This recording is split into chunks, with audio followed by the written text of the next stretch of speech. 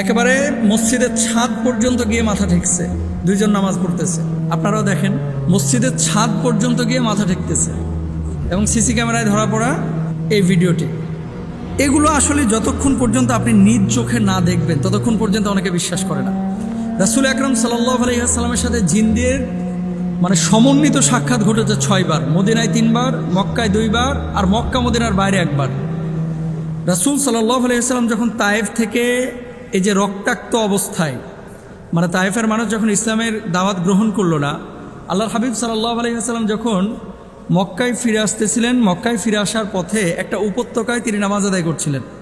তো সেখানে কোরআনুল কারীম আল্লাহ রসুল যখন সশব্দে তেলাওয়াত করছিলেন, ঠিক সেই মুহূর্তে 70 থেকে 80, 80 থেকে 90, কেউ কেউ বলছেন 70 জন, কেউ বলছেন 80 জন, কেউ বলছেন 90 জন, এই 90 জন জিনের একটা টিম আল্লাহ রসুল সাল্লাল্লাহু আলাইহি ওয়াসাল্লামের এই কোরআন তেলাওয়াত শুনেছিল এবং দ্বীনের দাওয়াত নিয়ে তারা ইসলাম কবুল করেছিল। আব্দুল্লাহ ইবনে আব্বাস রাদিয়াল্লাহু তাআলা আনহু তিনি একটি বিষয় বলছেন যে রাসূল আকরাম সাল্লাল্লাহু আলাইহি ওয়াসাল্লাম, আল্লাহর হাবিব সাল্লাল্লাহু আলাইহি ওয়াসাল্লাম একবার সাহাবীদেরকে বলেছিলেন, জিন সম্পর্কে যদি তোমাদের কোনো আগ্রহ থাকে বা তোমরা কিছু জানতে চাও তাহলে আমার সাথে চলো। তো আল্লাহ রাসূল তখন সেখানে গিয়েছিলেন। তো নবীজি সাল্লাল্লাহু আলাইহি ওয়াসাল্লাম জিনদের সাথে সাক্ষাৎ করেছিলেন, সুদীর্ঘ হাদিসের মধ্যে এটা আছে। এবং আল্লাহ রাসূল সাল্লাল্লাহু আলাইহি ওয়াসাল্লামকে খুঁজে পাওয়া যাচ্ছিল না। পরবর্তীতে নবীজি নিজেই বলেছিলেন যে আমি জিনদের কাছে গিয়েছিলাম এবং সেখানে তাদের সাথে আমার সাক্ষাৎ হয়েছে। পবিত্র কুরআনুল কারীমে 1, 2, 3টা আয়াত না, একাধিক আয়াতে আল্লাহ সুবহানাহু ওয়া তাআলা কিন্তু জিন জাতির ব্যাপারে কথা বলেছেন। এবং আল্লাহ সুবহানাহু ওয়া তাআলা বলেছেন, ওয়ামা খলাকতুল জিন্না ওয়াল ইনসা ইল্লা লিয়াবুদুন, মানুষ এবং জিনকে আমি সৃষ্টি করেছি আমি আল্লাহ সুবহানাহু ওয়া তাআলা আমার ইবাদতের জন্য। সুতরাং জিনকে আল্লাহর ইবাদতের জন্য আল্লাহ তাআলা তৈরি করেছেন। এখন জিন ইবাদত করবে কোথায়? জিন ইবাদত করবে তার জগতে। এবং জাহান্নামের মধ্যে মানুষ এবং জিন দিয়ে আল্লাহ সুবহানাহু ওয়া তাআলা জাহান্নামের যে উপাদান বানাবেন, মানুষ এবং জিনকে যে জাহান্নামের মধ্যে পুরাবেন, এটা কিন্তু হাদিসের মধ্যে আছে, কোরআনুল কারীমের মধ্যেও আছে। জিন এবং মানুষ দিয়ে আল্লাহ তাআলা জাহান্নামকে পূর্ণ করবেন। তো জিন জাতি এখন মসজিদে যদি নামাজ আদায় করতে চায় তাহলে তারা আদায় করতে পারে। কেন করতে পারে? দেখেন জিনদের আবাস কোথায়। আপনারা হয়তো বা অনেক আগে আমার একটা লেকচার শুনেছিলেন যে জিন আসলে থাকে কোথায়। জিন যে সমস্ত জায়গা, তাদের আদর্শ জায়গা হচ্ছে ডোবা পানি, যেটা একেবারে সমুদ্রের মতো, সাগরের মতো পানি না, অথই পানি না, ধরেন 2 হাত 3 হাত এরকম আয়তনের একটা পানি, যেগুলোকে আমরা ডোবা বলে থাকি, নর্দমা বলে থাকি। এবং এর ভিতরে দেখবেন বড় বড় ঘাস থাকে, ধানের এই গাছের মতো ঘাস থাকে। তারপরে আপনার বাড়ির ছাদ, যেখানে নাপাকি বেশি থাকে সেখানে নাপাক জিনেরা থাকে।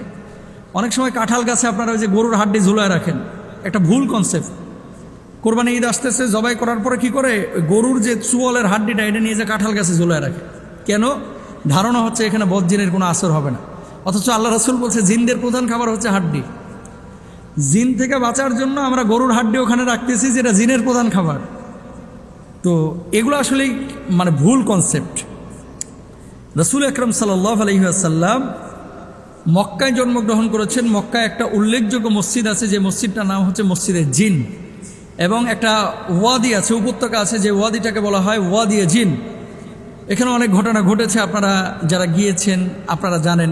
এবং আল্লাহ রাসূল নামাজ পড়েছেন, রাসূল সাল্লাল্লাহু আলাইহি ওয়াসাল্লামের পেছনে জিনেরা এই কোরআন তেলাওয়াত শুনেছেন এবং ইক্তেদা করেছেন, এমন বিষয় পাওয়া যায়।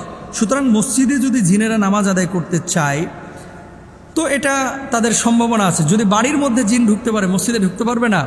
যদি গরুস্থানে জিন ঢুকতে পারে, আপনার তাল গাছে জিন যাইতে পারে, আপনার ওপরে যদি আচ্ছাদন করতে পারে বা আপনাকে ইফেক্ট করতে পারে, তাহলে মসজিদে ঢুকতে কি পারবে না? অবশ্যই পারবে। তো এই বিষয়টা নিয়ে আসলে এত আলোচনার কিছু নাই। তবে মুসল্লিদের, যেমন মাদ্রাসায় জিনেরা আগে পড়েছে, এরকম ঘটনা আমরা পেয়েছি। এবং আপনার আশপাশেই এমন কিছু মানুষ থাকতে পারে, বাজারে, ঘাটে, পথে, মাঠে, রাত্রিবেলায়, যে আসলে মানুষের আকৃতি ধরে আছে বা বিড়ালের আকৃতিতে আছে, সাপের আকৃতিতে আছে, সে আসলে মানুষ না, আসল সাপ না, সে জিন।